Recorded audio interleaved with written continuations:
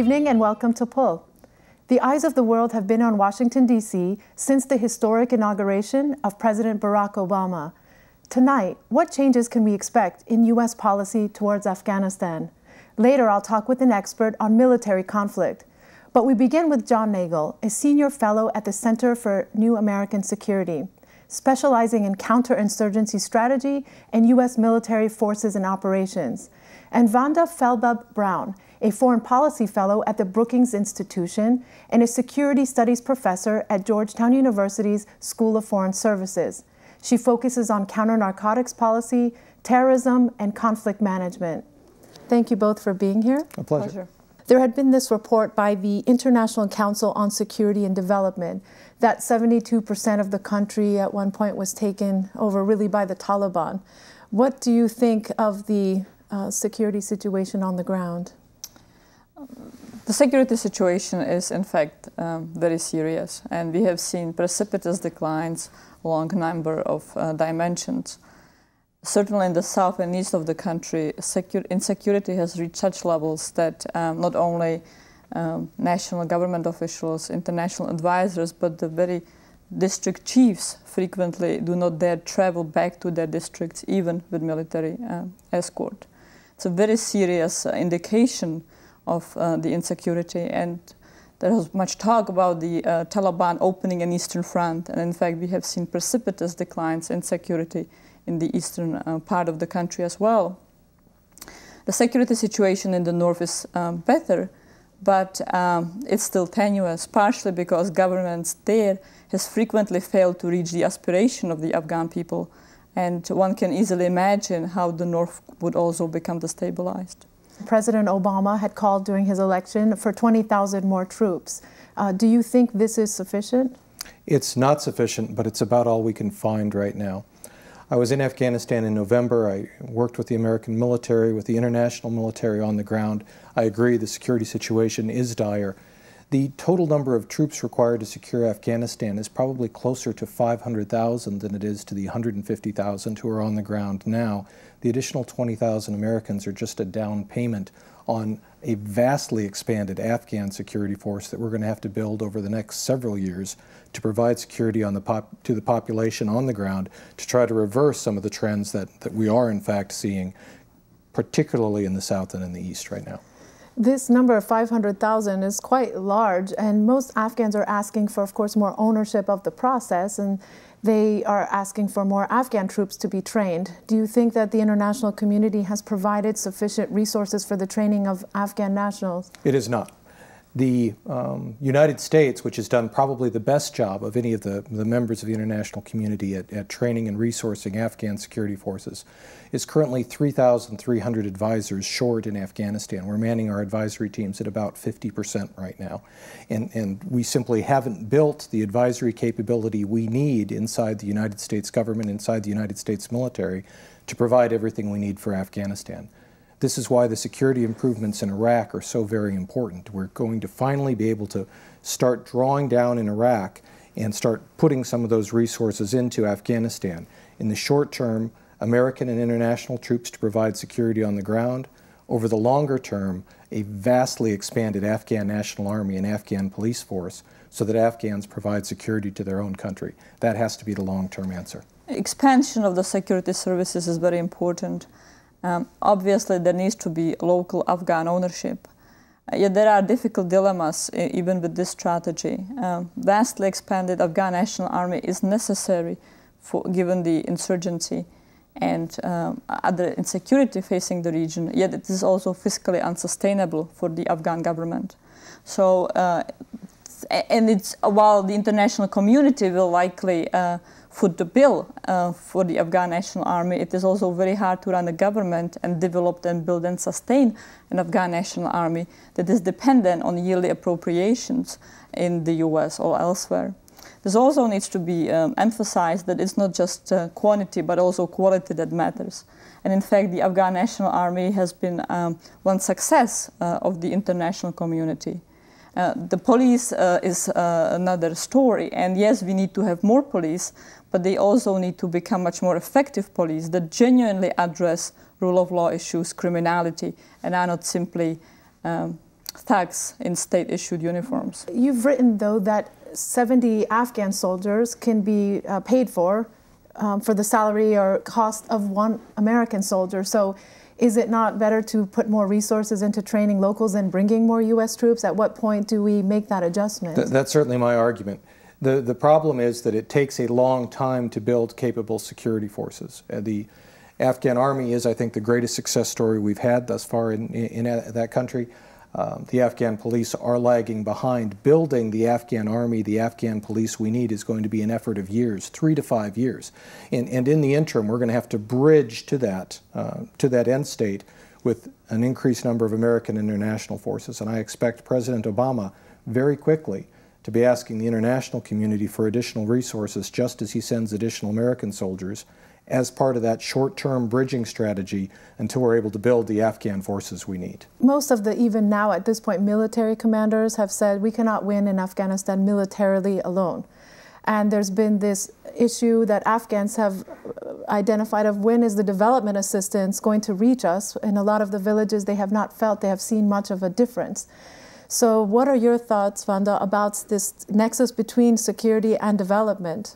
It's absolutely critical. The counterinsurgency campaign, nation building, will not be accomplished if you don't address the fundamental needs and aspirations of the Afghan people. So only focusing on military resources without improving governance will not work. Similarly, only increasing forces without deploying a political framework for the country, a new political framework that has Afghan ownership, that is truly reflective of the aspirations of the people, will not be effective. That said, however, security is an indispensable element of the strategy. Without security, development will not work. It's no surprise at all that in the south, increasingly in the east, development has come to a standstill because neither the Afghan government, in fact, local tribal leaders, nor the international community, international advisors dare to travel into the regions. So yes, development is critical, but without establishing some security, development cannot be enabled. And yet security ultimately cannot be sustained without making a far greater progress on the socioeconomic issues. The analogy I use is oxygen. So you need more for life than oxygen, but the thing you're going to miss first if you don't have anything is oxygen. And security is the oxygen. Once you provide security, then you can build governance that meets the needs of the people. You can have some economic development. So oxygen is not sufficient, but it is absolutely necessary. And we have not provided enough boots on the ground to provide that security, that oxygen that a growing Afghanistan needs. But some Afghans would say, well, there hasn't really been much by way of the development assistance with respect to not just the U.S. assistance, but the international community. Do you think that more could be done to fund development programs? More could absolutely be done. A bigger problem, perhaps, or a simultaneous problem, is that the money that has been spent hasn't been spent very efficiently. So there's been a series of subcontractors, each of whom have taken some of the some slices of the pie, and by the time it gets down to the Afghan villages, there's not a whole lot left. So there are, I think, in addition to more resources required, I think there are smarter ways to allocate the resources to achieve greater return on investment for the development dollars that are in fact being allocated. I think both the size of the pie and the intelligence with which we slice it is going to have to be improved over the course of the next several years. And I just want to pick up, if you were advising President Obama on his policy towards Afghanistan, what would be the key factor for you? I don't think you can reduce it to a key factor, but if I were to, I would say a vision, a framework, one that the Afghan people can buy into, one that addresses their elemental needs: governance, security, rule of law, socioeconomic development, and one that our regional counterparts can also buy into. We should not think about Afghanistan in isolation from the region, from South Asia, from Central Asia, with many critical players there. And a vision, a framework that our NATO and non-NATO allies in Afghanistan can also buy into and participate. Articulating this political framework, one that has local ownership but international consensus, is the critical challenge in very difficult circumstances, but yet it is a critical element. More with Vanda Felba-Brown and John Nagl when we come back.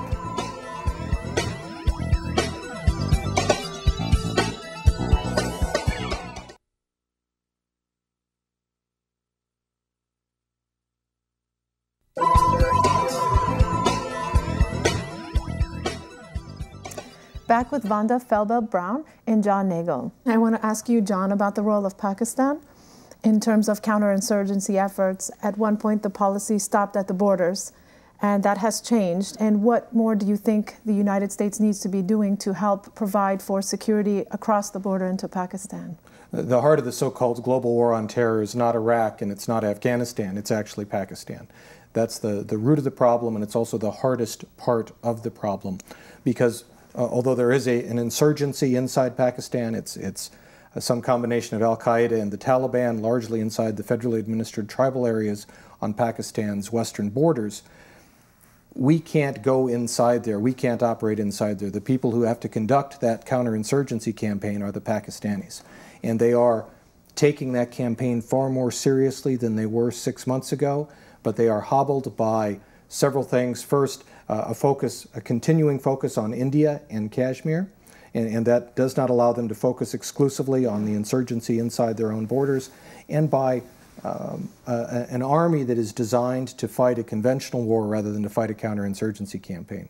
So there's much more effort coming from the government of Pakistan. It's doing a lot of clearing in the classic clear, hold, build counterinsurgency strategy, but it's not very good yet at holding what it's cleared, and it's not good at all at building a better future once it's cleared the insurgents out of an area. So the Pakistani government has a big, big challenge on its hands, and we have to think through how we can help them do that in a way that doesn't put too much of an American footprint on that conflict. But do you think, given what issues you've been following on counterinsurgency, that Pakistan has done enough? No, they have not done enough. The challenges for them are enormous. They lack resources, they lack competence. A colleague of mine at Brookings, Steve Cohen, has this marvelous phrase that I like to borrow, where he says that the Pakistani military is the best military at creating insurgencies and the worst military is at fighting them. But not only do they lack resources, they also lack willingness for some of the reasons that John articulated. For a long time, they conceived of the various jihadist groups as tools to be used against India in a proxy war that stems from their profound insecurities of state survival, for wars with India, continuing conflict of the Kashmir.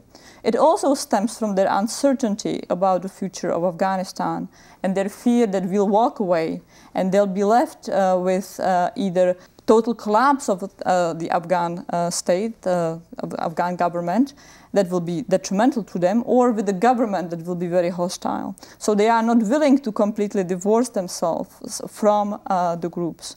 And yet the challenge here is not to pressure them or bribe them, as the Bush administration has been doing, because we have seen that this is not effective.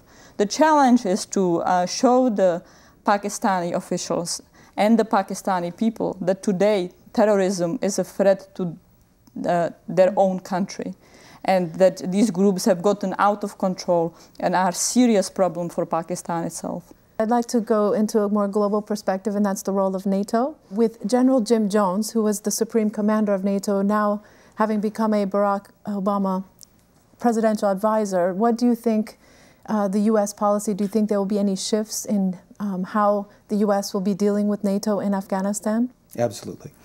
The American presence in Afghanistan is very clearly going to go up. Those announcements have already been made. Those troop movements are in progress. NATO, meanwhile, is moving the other direction, right now at least. And I think one of President Obama's priorities is going to be to reverse that direction and to get NATO focused again on Afghanistan, to understand that the United States is increasing its commitment to that country and to the success of our strategy in that country, and is going to ask NATO to do the same and to follow along with us. Afghanistan has suffered from a lack of prioritization from the United States, and I think that lack of prioritization has allowed NATO not to focus as hard on Afghanistan as it has needed to. And with Iraq getting better, America's attention is turning to Afghanistan, and America's attention is also going to turn toward maintaining NATO as a viable military alliance. And for that to happen, NATO needs to succeed in Afghanistan almost as much as the Afghans need NATO to succeed in Afghanistan. And Vanda, do you think that NATO and the U.S. will be coordinating more, or with U.S. troops increasing less?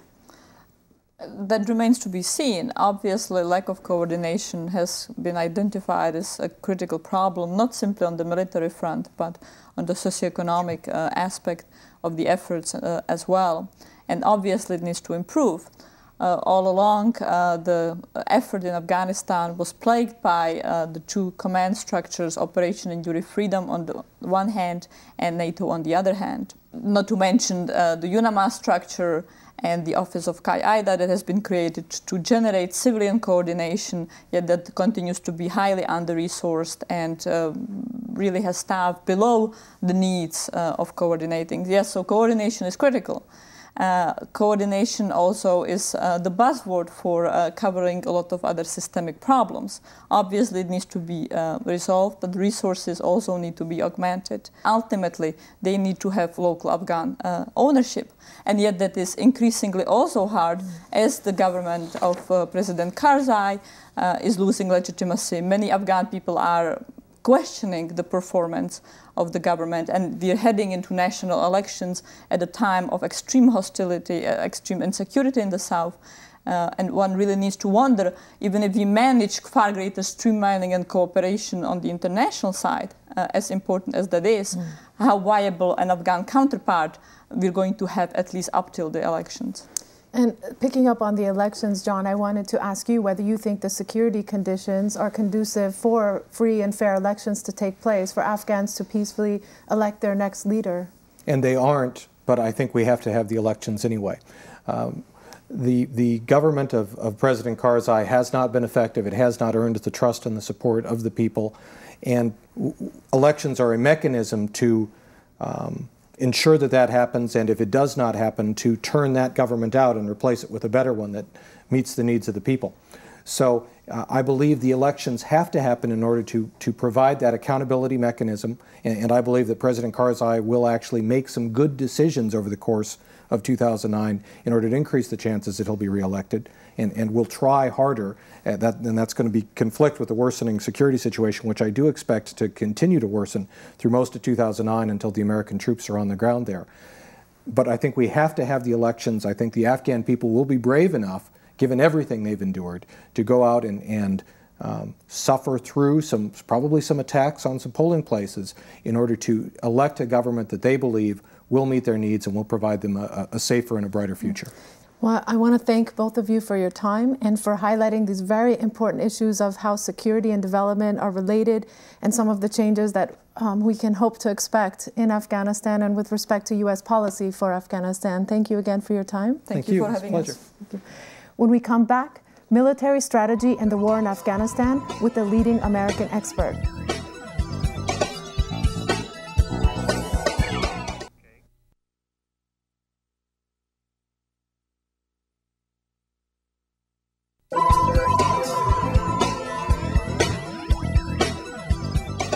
Dr. Anthony Cordesman specializes in military conflict, including the wars in Iraq and Afghanistan, for the Center for Strategic and International Studies in Washington. I spoke with him earlier about the war and the situation on the ground in the border region between Afghanistan and Pakistan. Well, it's a very complex situation, but basically speaking, we drove the Taliban out of Afghanistan. It moved into Pakistan. What I think people find difficult to understand is that we have two different basic areas in Pakistan. The Baluchi area, which is where the traditional Taliban ended up in the south, and this is where most of our allies are fighting, is an area where the Pakistani government has never really been present. Unlike the area to the east, the tribal areas, it simply has left this without any serious attention. And that made it fairly easy for Omar and that part of the Taliban to move into the southern part of the border area, to deal with a sanctuary, create a sanctuary, and to come in and out from that area. And as yet, there has been no serious change in Pakistan's attitude, in part because they're fighting a different kind of Baluchi movement, which is challenging the control of the government from a different part of the Baluchi parts of Pakistan. In the east, you see a different situation entirely. There are now two different Taliban groups that aren't clearly tied to Omar, plus two other movements, a Haqqani network and Hekmatyar groups. These have moved into a part of Pakistan where the Pakistanis have for decades basically tried to use the Pashtuns and Islamist Pashtuns as a way of expanding their influence into Afghanistan, where they don't recognize the border. And we've tried to force Pakistan into supporting counter-terrorist, counterinsurgency movements, and we have succeeded up to a point. But again, their concern is not this war. Their concern is Kashmir, their concern is the Indians, and there is a natural tension here. Now, what are the chances of fixing this in the foreseeable future? We can put more pressure in, we can offer them aid. All of these things may help a bit, but can we fix Pakistan, either in the Baluchi areas or the tribal areas, in the course of the next 2 years? The answer to that is clearly no. With the U.S. having provided Pakistan almost as much development assistance as Afghanistan in some years in the last 7 years, do you think that the administration should condition Pakistan's cooperation in really taking a serious step instead of just saying that they're going to do something in order to help provide security that's needed? Otherwise, this cycle of conflict will just continue. Well, first, almost none of the development effort went into either Fatah or Baluchi areas. When you look at the military aid, the bargain essentially was that most of the aid to the Pakistani forces went to things like F-16s and equipment that wasn't used in the counterinsurgency campaign at all.